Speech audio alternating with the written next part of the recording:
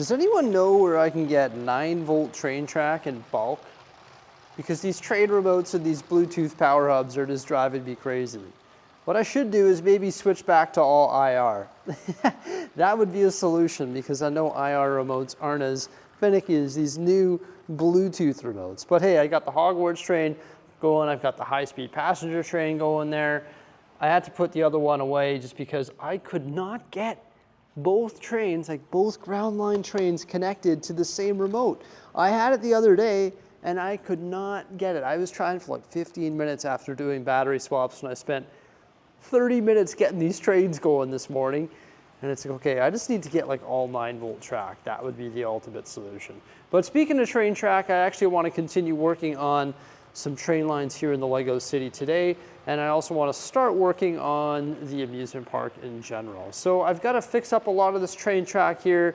You see these two curves not looking too good. And then we've got some exposed gray base plate and also exposed green base plate over here. I want to try and work on that. And then I also want to build some of those walls using the nougat masonry bricks. I actually have some of the existing walls from the existing amusement park still intact, so I can reuse some of those. And then I'm gonna have to build some more because, of course, this amusement park layout is gonna be substantially better. I do have the Disney train as well. It's currently looking pretty frumpy. It needs an engine there, or a motor, and I need to just fix it up and get it operational there. But just these remotes are driving me crazy. I think what I need to do is string together like 5 of these remotes, or 3 maybe, and then just have each train on its own remote, so I don't have to sit there and try and connect these trains. Because for some reason, the Bluetooth power functions that Lego's come up with just is not optimal for operating multiple trains. I don't know what it is. I don't know if I'm doing something wrong, but I've searched and searched and searched and tried and tried and tried, and it just never seems to work consistently. Like, ultimately, I would love to just convert to 9-volt trains. That's really what I should do. Even if it was just my exterior track, like the one that the white train is on right now. If that was all 9-volt, that would be pretty cool, because then I could have multiple 9-volt trains going at the same time. And I wouldn't have to worry about batteries, and I wouldn't have to worry about Bluetooth connectivity, but it is what it is. I think I'm just gonna string together a bunch of remotes and have them all on their own remote, and then just color identify which train is on each remote. It'll all work out in the end, I think. I think it'd be worthwhile just to get some structure over here. We've got multiple trains going, which is exciting, and I think this area needs some love. I've decided that I'm actually going to merge these 3 plates together. We've got 2 48 by 48s and 1 32 by 32. I lay down some green 2x4 brick on the outer edge there, because that's going to be on the outer edge of the table. And I start fixing up one of my tracks with the dark gray tile and the underlaying plate. And then I lay some 1x2 bricks on the edge of that plate, and I'm able to put the 4x4 green plate on top. More of those lime green 1x2 bricks that I got from the pad wall. In between those tracks there, just using that as a mill structure, and then around the curve, I am framing it with the regular green 2x brick. Lay some 2x brick in the center and start laying down a bunch of my green plate. I'm just trying to mills plate as cleanly as possible around these 2 curves. It does get a little bit tricky because, of course, it's curving, so you got to make sure that your brick and plate doesn't collide with the train track, and you want to get it as close as possible so that it looks as embedded as possible. That's only for this track, of course. Ballast tracks would sit on top of the mills plate, but I'm trying to do something different. I'm trying to embed this train track. I just think it looks pretty clean. And now I'm working on the interior part of the curve there. Once again, just laying down more of those 1x2 bricks, and then also some of the 2x2s and some of the 2x green brick in the interior of the curve, and just trying to get the math of everything right so everything lines up, and I can fill it in with my 4x4 plate, my 1x4 plate, and also the corner plates. I also put some 16x16 light bluish gray plates in the interior there, because that's going to be where the amusement park is. Of course, my amusement park isn't going to be all based on green. There's no sense in green plating absolutely everything, but I do plan on pretty much tiling off my entire amusement park in various colors like it used to be. Now I'm starting to fix up some of my straight track there with some 2x plate, 1x plate, and also the dark bluish gray tiles. Now the tricky ones are the curves. So what I'm going to do is put 2x3 plates on the seams, and then I offset 2 2x4 plates or a 2x8 plate, and that gives me an extra stud to work with there. That's where I put my wedge plate in, And then around the exterior, I put some 1x1 studs and also some 1x2 plates. And once that's all taken care of, I'm able to go in there with the tiles. In the interior, I do 1x4s and 2x4s. On the exterior of the curve, I do 1x4 tiles. And on the interior, I do 1x3s. And it just gives it a super clean look. I originally came up with this design when I was building the curves for my raised line. Eventually, there will be a raised line in this city. But I figured, you know what, why not take my raised line design and put them into the ground line and embed them in the mill split. I thought they're so cool. I just think it was a really nice look. It looked different than the ballast, and I think it just really sort of stands out and gives it a really clean look. That's sort of what I want in my city. I know like hyper realism isn't like super clean like what I'm going for, but I just like building super clean stuff. That's just like sort of what I'm doing at this point, but we got to remember too that all of the green space in my city is eventually going to have more texture and vegetation as well. There we go, I was able to build both of those curves. Here's the double corner track placed. Oof, that looks good. It's just so clean. I love it. The tile track is just something different. Unfortunately, I ran out of 1x4s and I don't want to use 1x2s along there, so I'll have to order some more 1x4 tiles. That's why those studs are exposed.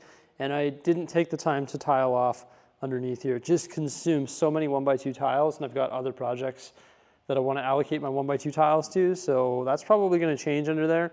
I'm probably going to order more 2x2s or more 2x4s and just tile it off in dark gray under there using different tiles. But I don't want to consume all my 2x4 tiles, like I have a bunch of them right now, but I also need to create 1, 2, 3, 4, 5, 6, 7, 8 more of the double 32x32 tracks. So I've got to create 8 more of those for all the way along there, and I don't want to consume all my tile under here.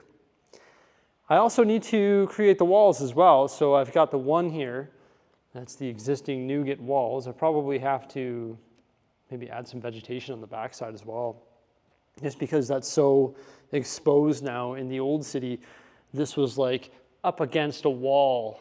The wall was up against a wall, so you couldn't see the backside. So I'll probably have to modify all these walls and put the vegetation on the backside as well, or just straight up flip it and have it only on this side, and then it's not in the amusement park. That actually might make more sense.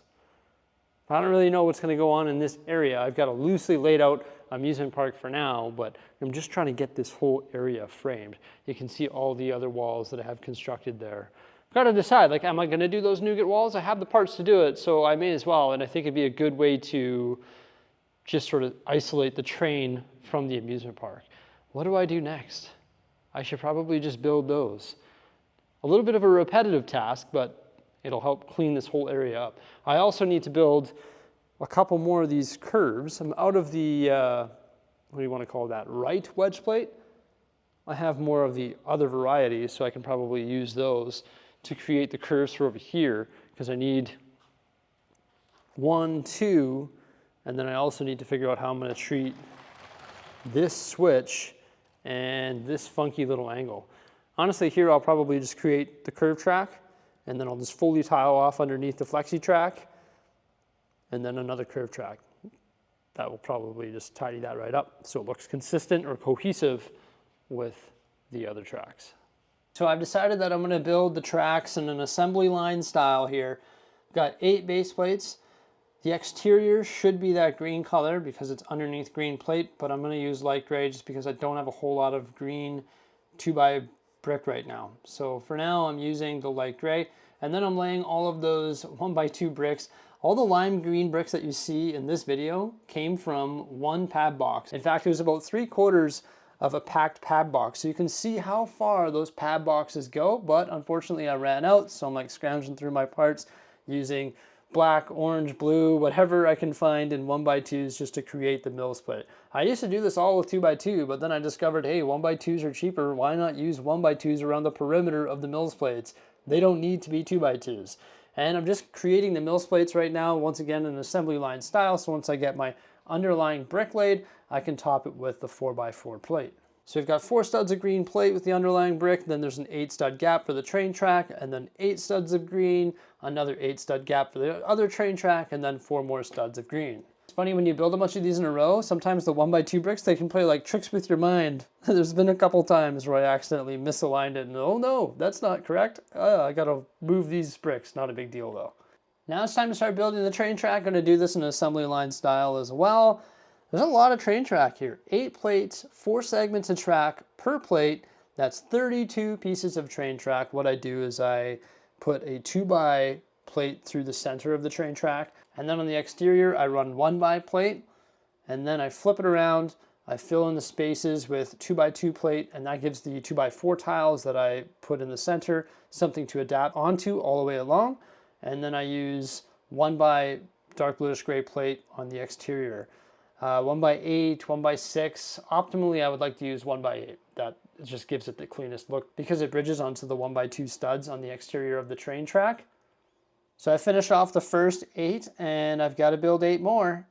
So I'm using all sorts of different colors of 2x plate, whether it be green, that dark orange, yellow, and then for the 1x plate on the side, for the most part, I'm using black just because I've got a lot of it. I found it on the pad wall and I stocked up because I need it for my creeks. And it's also good just for like any underlying plate project, such as this. Think about this. All these plates that we're using today are just getting buried by tile, or a lot of bricks are getting buried by green plate.